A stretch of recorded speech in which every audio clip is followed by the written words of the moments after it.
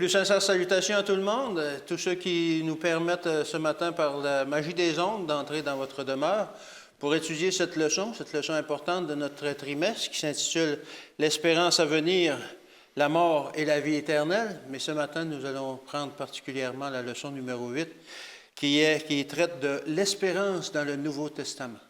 Alors, quelle est cette espérance que l'on retrouve dans le Nouveau Testament? C'est ce que l'on va découvrir avec ceux qui m'assistent dans cette étude. Tout d'abord, j'ai Sébastien. Bonjour, Sébastien. Salut, ça va bien? Ça va très bien. Et j'ai Stéphanie, qui est heureuse toujours de partager la parole. Toujours, merci. Oui. Alors, comme il se doit, par contre, on va débuter par une prière. Tu veux prier pour nous, Sébastien? Oui.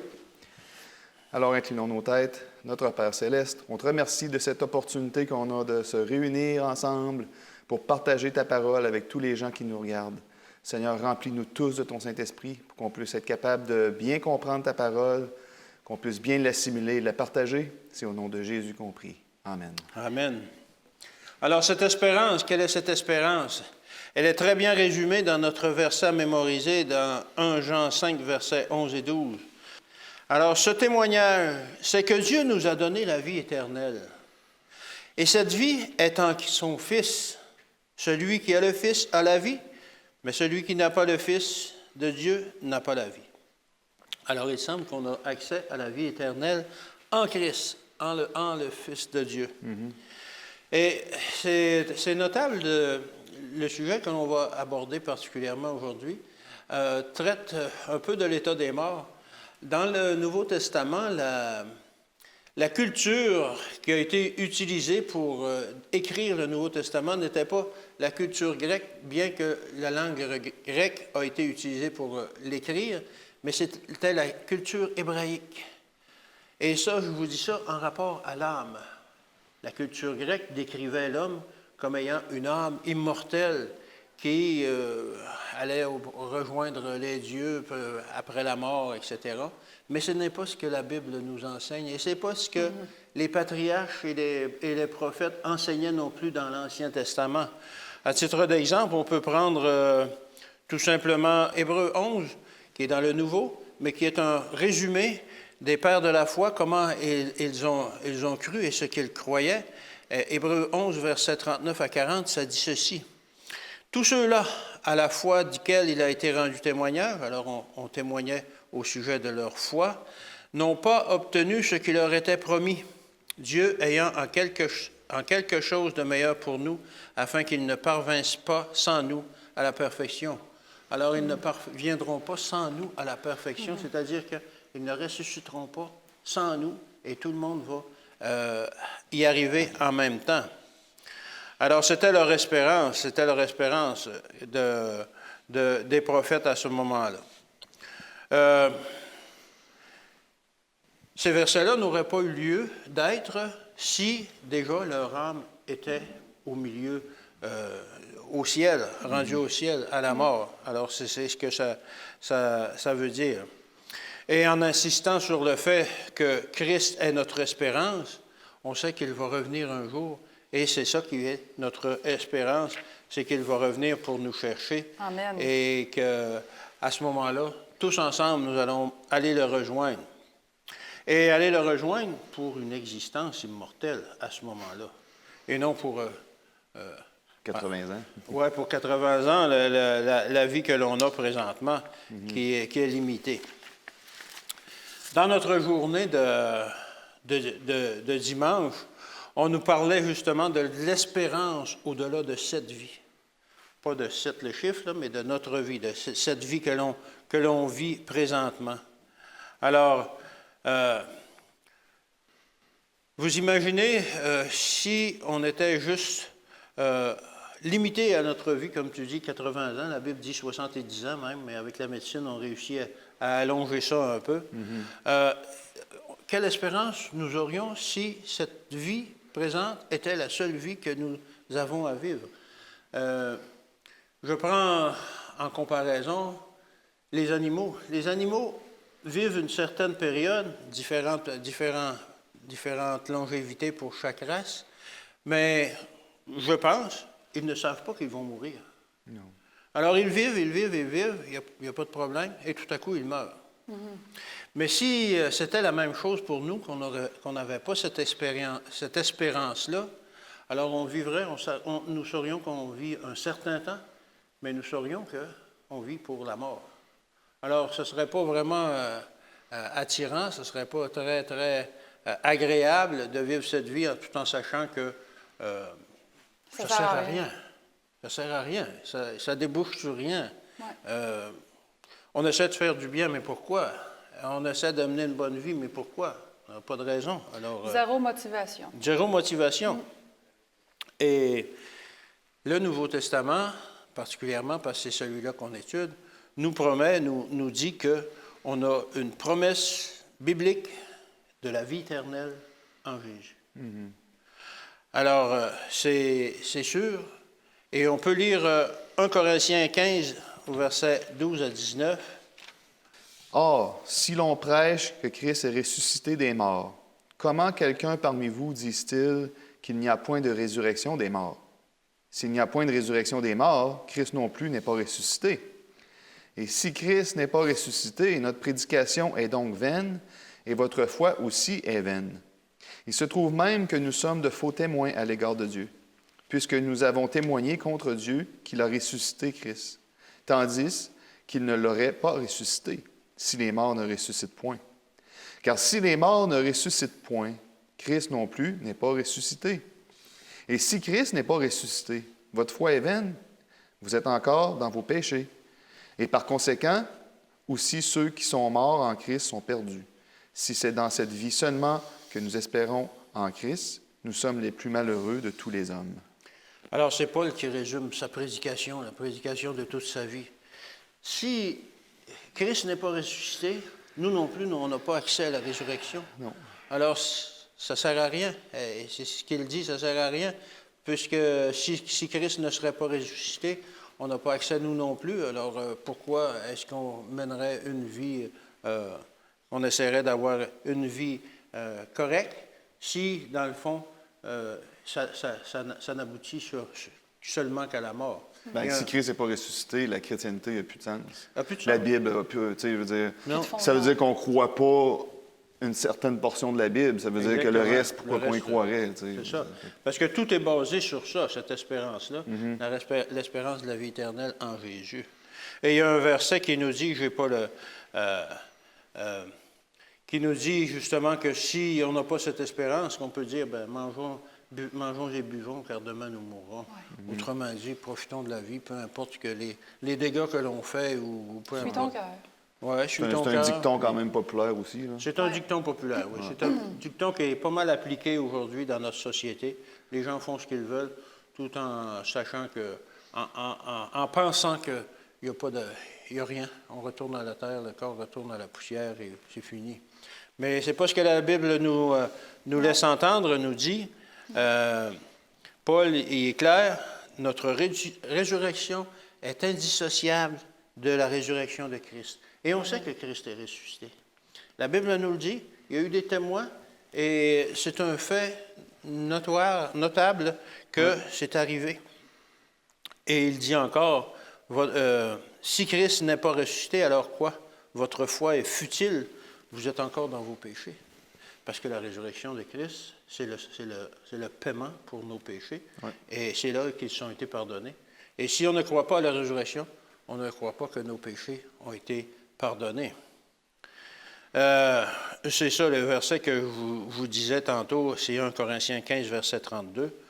Ça dit ceci, « Si les morts ne se réveillent pas, mangeons et buvons, car demain nous mourrons. » Autrement dit, il n'y a pas d'espérance pour nous, au-delà, autre que l'espérance que l'on a en Jésus-Christ. Et justement, Jésus-Christ nous a laissé avec un message. Il a dit, « Je reviendrai. » Amen. Tu nous as préparé quelque chose là-dessus, Sébastien? Oui. Donc, prenez vos Bibles à Jean 14, 1 et 3. Jean 14, versets 1 à 3. Puis là, on va voir qu'il y a beaucoup de choses qui s'est dit dans ces trois versets. Mais avant d'aller lire ces versets-là, j'aimerais dire que ces paroles-là, ça fait quand même 2000 ans. Mm-hmm. Donc, cette promesse a été faite il y a 2000 ans. Oui. Donc, ça fait 2000 ans qu'il revient bientôt. Oui. Donc, Alors, c'est une promesse qui est... C'est long, là. C'est long, mais ça devient de plus en plus bientôt. Oui, à chaque jour, c'est plus proche du bientôt que hier. Oui. Donc, au verset 1, « Que votre cœur ne se trouble point. Croyez en Dieu et croyez en moi. » Donc, on peut voir que il y a comme une sorte de réconfort. Oui, c'est hein? ça. Une parole rassurante. Une parole rassurante. Hein? Ne te trouble point. Inquiète-toi pas. Tout va bien aller. Et puis là, il va ensuite par comme une ordre. Croyez en moi. Ah oui. Un impératif. L'impératif en la langue française, c'est un commandement, c'est un ordre. Croyez en Dieu, croyez en moi. Au verset 2, je ne sais pas si Stéphanie, tu pourrais nous le lire. Il y a plusieurs demeures dans la maison de mon Père. Si cela n'était pas, je vous l'aurais dit. Je vais vous préparer une place. Donc, moi, j'aime bien le mot demeure. Hein, en anglais, il y a house puis il y a home. Oui, oui, oui. Mais il y a une différence entre house et home. Hein? Ouais. Une demeure, c'est plus qu'une maison. C'est ça. Une demeure, c'est chez toi, c'est ton confort, c'est là que tu fais tes décorations. Oui. C'est là que quand quelqu'un rentre chez vous, ah, ça, c'est Alain, ça. Oui, oui, là, je suis Alain, ça paraît, c'est sa maison, c'est chez lui. Donc, on a une demeure dans sa maison qui nous a préparés. Wow, ouais. Donc, c'est ça. Il y a plusieurs demeures dans la maison du Père. Exactement, qui a préparé pour nous. Ouais. C'est magnifique comme... Quelque chose de personnalisé pour nous. Je ne l'avais jamais vu comme ça, ce verset-là. Oui. Puis, ben là, aussi, il dit, hein, si ce ne serait pas ça, ben je ne vous le dirais pas. C'est ça. On sait que Jésus, il n'a pas péché, fait qu'il n'est pas menteur. Je ne sais pas pourquoi que là, soudainement, il se mettrait à mentir. Et ce qui est bien aussi dans ce verset-là, si tu permets, Oui. c'est que c'est au présent. Oui. Il y a plusieurs demeures. Alors, lorsque Jésus disait ça, il y a 2000 ans, comme tu dis, ces demeures-là étaient déjà là. Oui. Et là, je vais vous préparer une place. Là. Je vais vous fignoler ça. Là. Oui. Et puis au verset 3, Alain, je ne sais pas si tu voudrais le lire. Oui. Jean 14, toujours, au verset 3. Et lorsque je m'en serai allé et que je vous aurai préparé une place, je reviendrai et je vous prendrai avec moi, afin que là où je suis, vous y soyez aussi. Donc là, on peut voir que, comme tu as dit tantôt, quand on meurt, on ne va pas directement au ciel. Non. Hein, parce qu'il va revenir nous chercher à son deuxième retour. Donc si on serait déjà au ciel, bien, il ne reviendrait pas nous chercher parce qu'on serait déjà là. C'est ça. Puis la Bible est claire aussi, je vais en parler tantôt, on ne descendra pas avec lui non plus. Non. Parce qu'on n'est pas là. Il revient tout seul nous chercher. C'est une évidence. Puis aussi, il y a quelque chose d'important. J'aimerais qu'on aille dans 2 Pierre 3, 12. Je vais le lire. Oui. 2 Pierre 3, 12, qui nous dit qu'il faut être... faut avoir hâte. Il faut être excité de ce retour-là. Tandis que vous attendez et hâtez l'avènement du jour de Dieu, à cause duquel les cieux enflammés se dissoudront, les éléments embrasés se fondront. Donc, il faut avoir hâte. Il faut être excité de ce retour-là. Oui. Il faut en parler. Quand tu es excité et que tu as hâte à quelque chose, c'est ça. Surtout les femmes, quand elles vont se marier, elles en parlent. Ben oui. Elle est excitée, elle a hâte, elle en parle à tout le monde. Les hommes aussi, mais on dirait que les femmes sont plus... expressives. sont plus expressives que les hommes, un peu. Donc, ils ont hâte d'en parler. Mais là, à cause que ça fait 2000 ans que ça a été dit, ça, est-ce qu'il faut continuer à en parler? Est-ce que c'est pas justement ça le problème, que l'on n'a hâte pas assez le retour de Jésus, puis qu'il est obligé d'attendre? Ça pourrait être un point. Hein? On a vu que ça fait longtemps, ben, on se dit, bon, c'est long, c'est plate. Oui, c'est ça. Mais dans l'Apocalypse, c'est répété 4 fois. Je reviens bientôt. Oui. Je reviens bientôt. Donc, il faut en parler. Il faut continuer à le dire. Dans 2 Pierre 3, 9, « Le Seigneur ne tarde pas dans l'accomplissement de la promesse, comme quelqu'un le croit, mais il use de patience envers nous, ne voulant pas qu'aucun périsse, mais voulant que tous arrivent à la repentance. » C'est ça la raison. Ça fait longtemps qu'il attend, mais il y a une raison. C'est à cause de nous autres. Oui. Si on répandrait la parole en tant que disciple comme qu'on devrait le faire, comme les disciples l'ont fait à l'époque, bien peut-être qu'on serait déjà... Peut-être que Jésus aurait déjà revenu. Il serait déjà revenu. Puis en même temps, s'il aurait dit à cette époque-là, Je reviens dans 2500 ans. Ah oui, oui, oui. Ben là, je veux dire, On a le temps encore. ben, ta flamme n'est pas comme aussi excitée, là. T'es moins en feu de « Ah, ben là, hey, 2500 ans, on s'entend que c'est long, là. » Tu sais, nous, 10 ans, on trouve ça long. Oui, oui, oui. Fait que 2000 ans, 2500 ans, On pourrait se dire, ah ben j'ai juste à me convertir à la fin de ma vie, puis je vais Ouais. être correct. En attendant, profitons de la vie. oui, exactement. Parce qu'il veut tous nous sauver. Il ne veut pas sauver juste 50 du monde, il veut tous nous sauver. Puis c'est ça, c'est là l'amour de Dieu. Hein. On sait l'amour qu'il y a pour nous, c'est dur à comprendre. Mais il ne faut pas oublier une chose, c'est que le temps, pour lui, c'est pas le même que pour nous. Donc nous, C'est ça. on vit 80 ans, comme on a dit tantôt. Puis après ça, qu'est-ce qui se passe? Lorsqu'on meurt, on se repose. On se repose. On est au repos, C'est ce on que dort. C'est ce que la Bible dit. Mais il ne faut pas oublier que lorsqu'on dort, lorsque Jésus va revenir, pour nous, ça va faire une journée. Comme quand on se réveille le matin. Ouais, on ne se rend pas compte que ça fait 8 heures qu'on dort. 6 heures pour d'autres, Ouais. 5 heures pour d'autres. Dans mon jeune temps, c'était plus 3 heures. Maintenant, c'est 8 heures. Quand je me réveille, je dis, ouais, c'était long la nuit. Non, on ne sait pas, on ne s'en rend pas compte. Donc, c'est ça, hein? Fait que même pour ceux qui sont morts, là, 1500 ans, Ils n'ont pas cette notion du temps. mais qui se réveillent, là, c'est hier C'est ça. que c'est arrivé. C'était tantôt. C'était tantôt, c'était Ouais. bientôt. C'est ça que ça veut dire, hein? Oui. Il revient bientôt. Il faut qu'on soit prêt à tous les jours pour ce retour-là. Parce que, mais qu'on meurt, il revient bientôt. Amen. Et justement, pour ceux qui sont morts, la parole dit, je le relèverai. Eh oui, ça, c'est une bonne nouvelle. Dans la journée de mardi, cette semaine, on a étudié le passage qu'on retrouve dans Jean 6, les versets 26 à 51. Et la question de la journée, c'était de quelle manière Jésus associe-t-il le don de la vie éternelle avec la résurrection finale? Alors, pour plusieurs personnes, on va travailler pour avoir un toit sur la tête, on va travailler pour se procurer un véhicule, d'aller du point A au point B, pour avoir des vêtements, puis le plus important, surtout pour mon mari, de la nourriture. Ah bon? Parce que sans nourriture, il ne fonctionne pas. Mais qu'est-ce qu'on en fait de notre vie, de notre vie spirituelle? Est-ce qu'on nourrit notre esprit suffisamment? Oui. Habituellement, on n'a pas trop de problème à travailler pour se procurer là, toutes les affaires qu'on a besoin pour le temps présent, mais on ignore facilement, peut-être trop facilement, celle de l'éternité.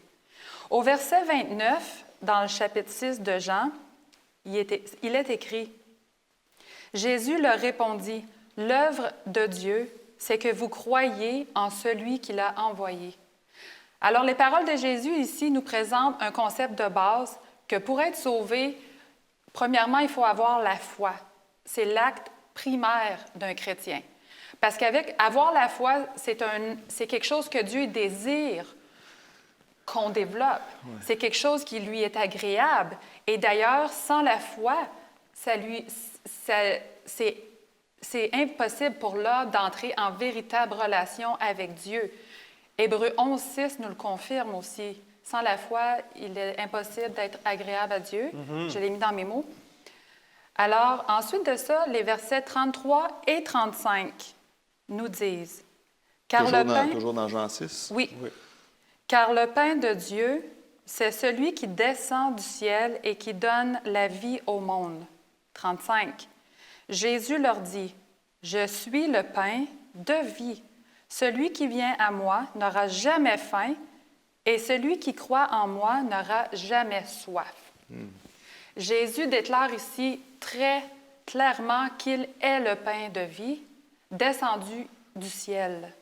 C'est une déclaration qui est répétée à 3 reprises dans le passage qu'on a lu aujourd'hui, au verset 41, 48 et 51. Et pour rassasier notre faim, qu'est-ce qu'on fait? Est-ce que ça suffit de manger une fois par semaine, une fois par mois, une fois par année? Ah oui, il faut l'entretenir. Généralement 3 fois par jour. C'est ça, on a une routine. Oui. C'est quelque chose qui est constant, continu. Alors, c'est la même chose. Pour bien se nourrir du pain du ciel, on doit... Spirituellement. En manger aussi. En manger aussi. En manger même plus, prendre des collations, Oui, même. c'est C'est permis, sans se sentir coupable. Alors, croire et venir à Dieu sont tous les deux le travail de Dieu. Parce que par nous-mêmes, ça nous est impossible. « Ah, je vais juste croire puis je vais aller à Dieu. » Non, c'est le travail de Dieu. Je vais en parler un petit peu plus loin. Parce que par nous-mêmes, comme j'ai dit, c'est impossible. C'est le Saint-Esprit qui nous motive, qui nous dirige, qui nous transforme. Maintenant, c'est pas tout. Les versets 37 à 40. Alain, est-ce que tu pourrais nous les lire, s'il te plaît? Absolument. Tous ceux que le Père me donne viendront à moi, et je ne mettrai pas dehors celui qui vient à moi. Car je suis descendu du ciel pour faire non ma volonté, mais la volonté de celui qui m'a envoyé. Or, la volonté de celui qui m'a envoyé, c'est que je ne perde aucun de tous ceux qu'il m'a donnés, mais que je les ressuscite au dernier jour. La volonté de mon Père, c'est que quiconque voit le Fils et croit en lui ait la vie éternelle, et je le ressusciterai au dernier jour. Et je vais juste ajouter le verset 44. « Nul ne peut venir à moi si le Père qui m'a envoyé ne l'attire, et je le ressusciterai au dernier jour. » Alors, essentiellement, le salut, c'est l'œuvre de Dieu et non celle de l'homme. L'homme doit venir à Dieu de son propre gré, le libre arbitre, mais sa venue, comme je l'ai dit tantôt, est possible seulement en raison du fait que c'est Dieu qui l'attire en premier lieu. Je le répète parce qu'on l'oublie facilement, on pense pouvoir faire tout de nos forces, mais au contraire, Dieu s'occupe de tout. Jérémie 31, au verset 3, nous dit « De loin l'Éternel se montre à moi.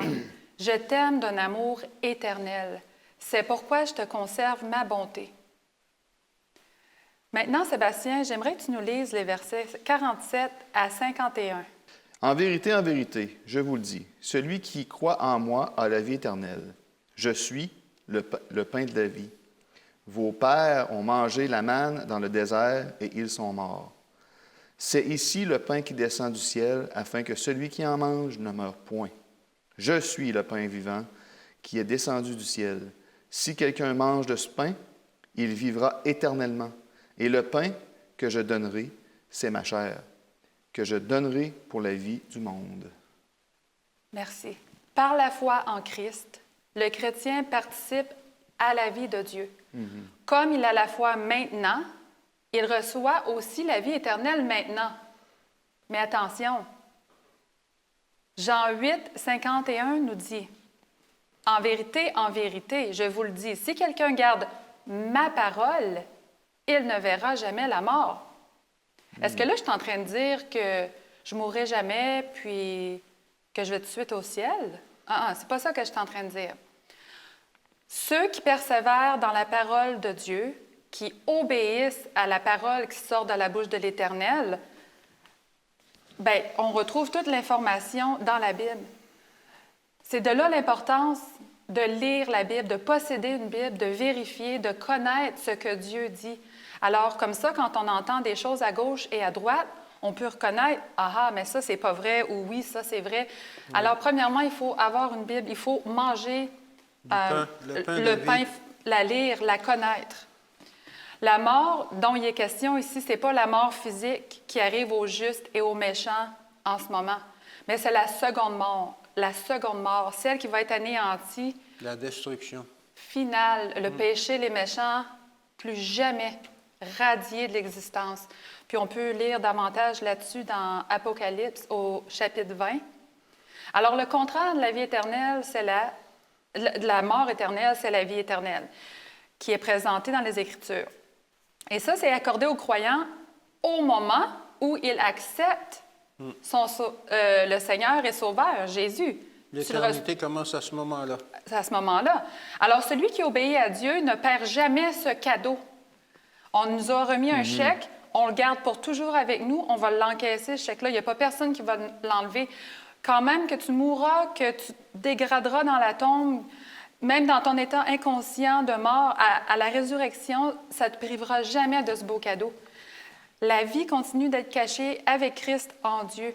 Et ça, c'est confirmé dans Colossiens 3, au verset 3, pour recevoir finalement l'immortalité. Tant attendue, tant espérée. Alors Jésus, c'est important de se rappeler qu'il est le seul médiateur entre Dieu et l'homme. C'est seulement à travers lui que le monde, que chaque personne individuellement peut être sauvée. Parce que Jésus a pris sur lui l'humanité, le Fils de Dieu a pu donner sa chair, c'est-à-dire mourir et ainsi rendre son humanité parfaite, disponible à tous ceux qui viennent à lui par la foi. Je laisse, en lisant une citation dans le livre Jésus-Christ, à la page 382, inspirée par Ellen White. « Le Saint-Esprit vient réconforter notre âme. Par l'action transformatrice de sa grâce, l'image de Dieu est reproduite chez le disciple, qui devient une nouvelle créature. L'amour succède à la haine, le cœur est formé à la ressemblance divine. C'est là vraiment vivre de toute parole qui sort de la bouche de Dieu. C'est manger le pain descendu du ciel. » Amen. Amen. Merci Stéphanie. Alors, on a cette promesse que Dieu va relever ceux qui ont gardé la foi en Jésus jusqu'au dernier moment. Et cela, ça va se passer à la dernière trompette. Oui. Donc, la leçon nous amène spécialement dans 1 Thessaloniciens, que j'ai de la misère à dire celui-là. Oui. 1 Thessaloniciens 4, 13 à 18, plus précisément. Alors, Paul, là, ici, il va vraiment expliquer aux Thessaloniciens qui ont une mauvaise conception de qu'est-ce qui se passe après la mort. Donc, eux, ils pensent que lorsque tu meurs, tu vas directement au ciel, si je ne me trompe pas. Mm-hmm. Et que c'est seulement les vivants qui vont monter au ciel, pardonnez-moi. Okay. Les autres, c'est leur croyance. Donc, si tu es mort, puis que Jésus revient, bien, tu ne monteras pas au ciel parce que tu es mort. Mais si tu es vivant, là, tu vas monter au ciel avec Jésus. Et là, ça devient... il n'y a plus d'espérance. Non. Puis ça devient triste pour ceux qui restent. Parce que là, ceux qui restent voient tous ceux qui aiment mourir. Et puis là, ils se disent, là, c'est plate, on les verra plus. Ouais. Moi, je l'aimais, ma mère, je l'aimais, ma femme, je l'aimais. Les enfants disent, moi, j'aimais mes parents, je ne les reverrai pas. Donc, Paul, il va vraiment leur expliquer ce qui en est. On commence au verset 13. « Nous ne voulons pas, frères, que vous soyez dans l'ignorance au sujet de ceux qui dorment. » Donc là, c'est là qu'il va commencer son explication.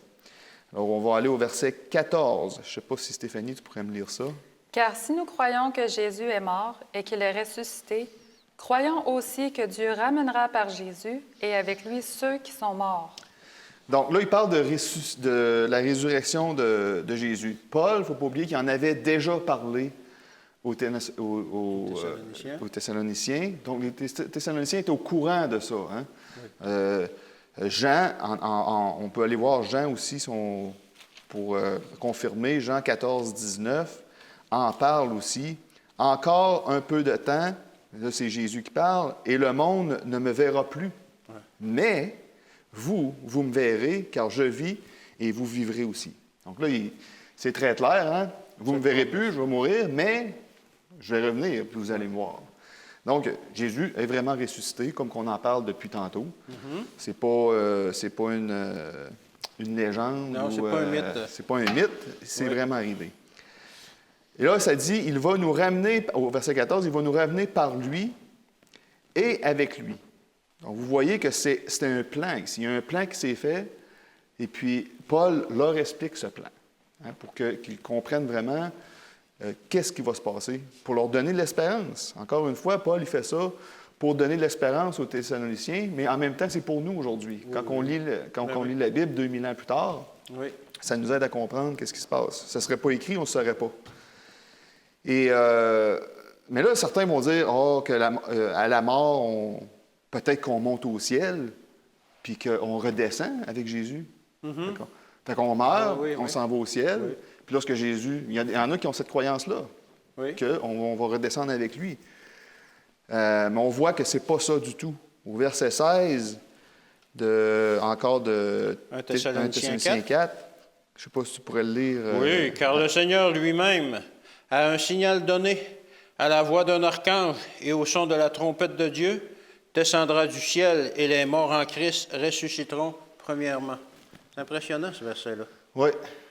Donc, les morts vont ressusciter. Donc, est-ce qu'ils descendent avec Jésus? Non. Ah non. Ils ne ressusciteraient pas s'ils seraient déjà au ciel et qu'ils descendraient avec Jésus. Donc, ceux qui peuvent avoir cette croyance-là ont qu'à étudier le verset 16 pour comprendre que ce n'est pas le cas. Il vient lui-même. Oui. Il n'envoie pas quelqu'un d'autre. oui. Il n'envoie pas son contremaître ou son superviseur. Car le Seigneur lui-même a un signal donné. Exactement. Donc ça, c'est aussi, ça nous donne, c'est encore personnel. Il vient nous chercher. Une relation personnelle, Une relation effectivement. personnelle. Oui. Jean 14, 3. « Et lorsque je m'en serai allé et que vous aurez préparé une place, je reviendrai et je vous prendrai avec moi, afin que là où je suis, vous y soyez aussi. » Donc, je reviendrai, Ouais. je vous prendrai. Ouais. Donc, c'est lui qui le fait. C'est notre Père. Oui. Moi, quand que je vais chercher mon fils, je vais le chercher. Je n'envoie pas... Non, c'est ça. je vais le chercher. Bon, des fois, il vient par avion, mais... Quand je vais le chercher, c'est moi qui y vais. C'est ça. Matthieu 24, 30 aussi. Alors, le signe du Fils de l'homme paraîtra dans le ciel. Toutes les tribus de la terre se lamenteront et elles verront le Fils de l'homme venant sur les nuées du ciel avec puissance et une grande gloire. Une autre preuve qu'il descend. Le Christ descend du ciel, proclamant la victoire. Il a conquis la mort en descendant. Donc, Paul, il veut vraiment leur expliquer, là, inquiétez-vous pas, il faut que vous ayez l'espérance qu'on parle depuis tantôt. Si nos morts n'ont aucune chance de se ressusciter, ben pourquoi moi je me débattrais pour aller au ciel, puis que tout seul, sans ceux que j'aime? Apocalypse 1, 18. J'étais mort, et voici, je suis vivant au siècle des siècles. Je tiens les clés de la mort et du séjour des morts. Il a gagné. En descendant, il gagne. Le péché est terminé. On parle de Jésus. On parle de Jésus, encore une fois. Oui. La mort est terminée. Il a vaincu. Il a vaincu l'ennemi. Et puis là, c'est la vie éternelle qui nous attend. C'est ce qui est le plus merveilleux. Ce jour-là, on l'attend tous. On veut tous qu'il revienne bientôt. On a hâte d'avoir ce moment avec notre Père, notre Sauveur. Ensuite de ça, au verset... on parle d'un archange. On parle d'un archange. Oui. Hein, en effet, c'était au verset 16, à la voix d'un archange, qui est Jésus. C'est Jésus lui-même. Oui. Hein, parce qu'on... Je me souviens plus, il y a une autre place qu'on parle de l'archange dans la Bible, c'est vraiment Jésus. Oui. Et c'est lui qui sonne de la trompette ou c'est probablement une image parce que c'est de sa voix qu'il dit « Je viens chercher mes enfants ». Oui. Et ce fameux son de la trompette, on la trouve dans Nombre 10, 2 à 4. On peut aller le lire, on n'a pas beaucoup de temps. Nombre 10, 2 à 4, je vais lire rapidement. Oui. « Fais-toi 2 trompettes d'argent, tu les feras d'argent battu. Elles te serviront pour la convocation de l'assemblée et pour le départ des camps. Quand on en sonnera, toute l'assemblée se réunira auprès de toi à l'entrée de la tente d'assignation. Wow. Si l'on sonne qu'une trompette, les princes, les chefs, les milieux d'Israël se réuniront auprès de toi. » La trompette est là pour réunir. C'est un rassemblement. C'est un rassemblement. Il y a d'autres significations aussi dans la Bible de la trompette, mais une des significations, c'est le rassemblement. Donc, cette fameuse trompette va sonner pour rassembler tous les élus. Maintenant, les morts en Christ, qu'est-ce que ça veut dire exactement? Alors, allons voir dans Apocalypse 14, 13. « Et j'entendis du ciel une voix qui disait, « Écris, heureux dès à présent les morts qui meurent dans le Seigneur. Oui, dit l'Esprit, afin qu'ils se reposent de leurs travaux, car leurs œuvres les suivent. Ceux qui sont morts dans la foi, donc, c'est eux qu'on parle, qui sont en Christ. Mm-hmm.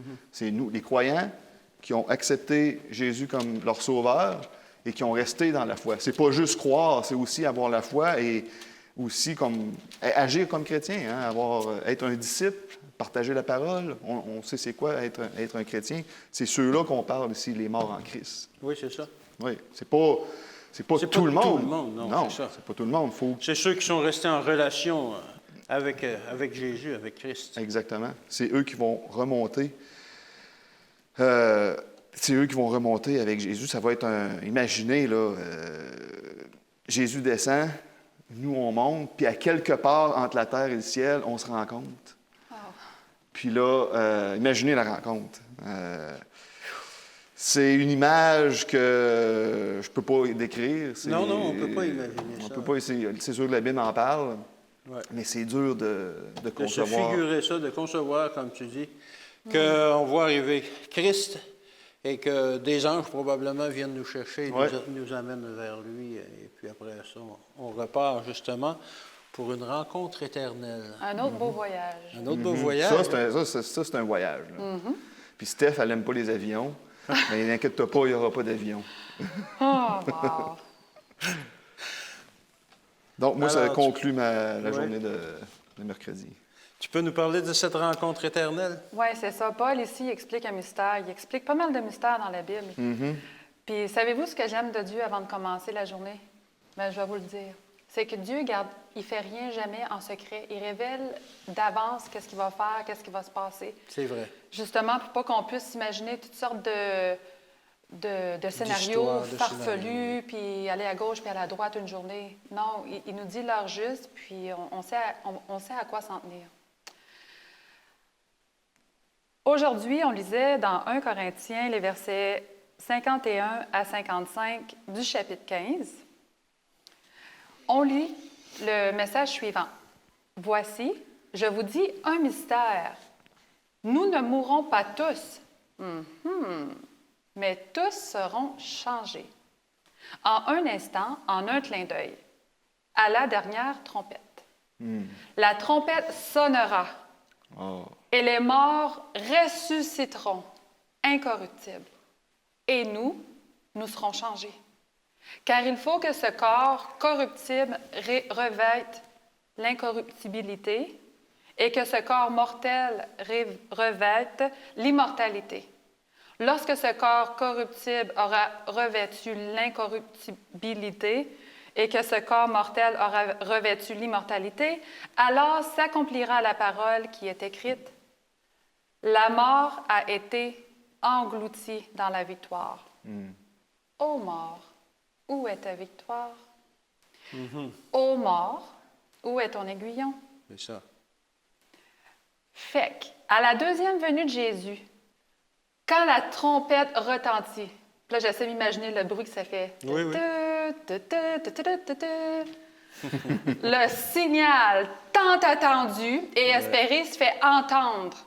Tous ceux qui auront persévéré dans la foi jusqu'au bout sortiront de la tombe, sortiront de la poussière de la terre et recevront un corps physique tout à fait magnifique. Il n'y aura plus de scoliose, Non? il n'y aura plus de bras qui manquent, d'oreilles qui manquent. Ouais, nos cheveux vont repousser. Oui, des cheveux épais, des cheveux longs. Et les fidèles qui seront vivants à ce moment-là, qui auront aussi attendu patiemment le retour de Jésus, comme ceux qui font dodo, ils vont être changés en un clin d'œil, à un corps incorruptible, au même moment. Et puis tout ça va se faire à la vitesse de l'éclair, même plus vite que la vitesse de l'éclair. Ça va être fait d'une rapidité extrêmement incroyable. Il n'y a plus de niaisage. Je viens me chercher, on retourne à la maison. Ouais. C'est ça. Vous avez été patient, là. Oui. Mais attention, pour être éligible à ce beau cadeau ultime, d'une valeur inestimable, et ce, tout à fait gratuit, il faut l'accepter dès maintenant, dès aujourd'hui. Cette offre unique et spéciale est spécialement disponible à tous les citoyens terrestres, de tous âges, à travers tous les temps, à travers Jésus-Christ, aussi longtemps que le temps de probation sera en vigueur. Alors, n'attendez pas. J'ai fait une petite annonce. Une promotion. Oui. C'est bien. Et c'est pour ça qu'il revient bientôt. C'est parce qu'il faut qu'on soit prêt bientôt. En tout temps.